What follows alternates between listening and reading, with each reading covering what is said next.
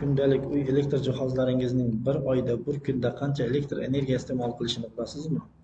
Videoni tomosha qiling, shuni o'rgatib qo'yaman. Qo'shimchasiga elektr energiyasi uchun berilgan 200 kW limitni bir oyga qanaqa qilib yetkazishni ko'rib chiqamiz. Kundalik uy elektr jihozlarimizning bir oylik elektr energiya iste'molini hisoblash. Bu yerda elektr jihozlarimiz keltirilgan. Ko'pchilikning uyida bor bo'lgan elektr jihozlar, televizor bir dona, o'rtacha elektr energiya iste'moli 400 watt bo'lgan televizor bir kunda foydalanadigan vaqtimiz 5 soat. Bu bir kunda 2000 watt elektr energiya iste'mol qiladi degani, bu bir oyda 60 ming watt degani. Dazmol, choy qaynatgich, konditsioner, bular elektr energiya iste'moli yuqori bo'lgan elektr jihozlarga kiradi. Dazmolniki 2600 watt, bu bir kunda yarim soat foydalanadigan bo'lsak, bir kunda 1300 watt elektr energiya degani, bu bir oyda 39 ming watt elektr energiya degani.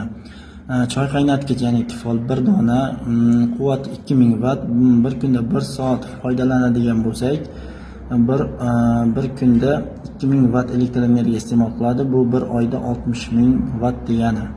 Konditsioner bir dona, o'rtacha quvvati 1000 watt, bir kunda 5 soat foydalanadigan bo'lsak, bu bir kunda 5000 watt elektr energiya degani, bu bir oyda 150 ming watt elektr energiya degani. Lampochka 5 dona, o'rtacha quvvati 15 wattdan bo'lgan lampochkalar,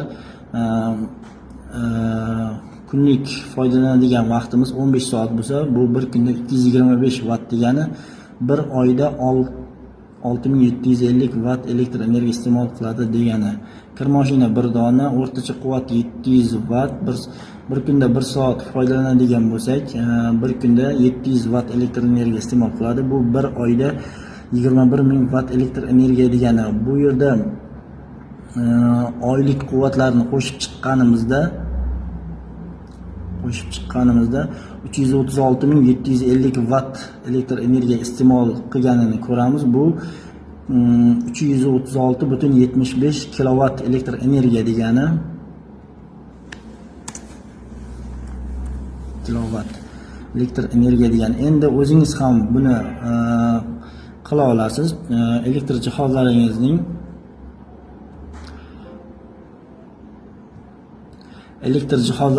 quvvatini ko'rib chiqasiz. Televizorniki o'rtacha 400 watt, dazmolniki 2600 watt. Bu har bir elektr jihozning pasportida yozilgan bo'ladi. Endi o'zingiz ham bemalol qilib ko'rishingiz mumkin. Ko'rib turganingizdek, buni hech qanday iloji yo'q, ayniqsa qish oylarida.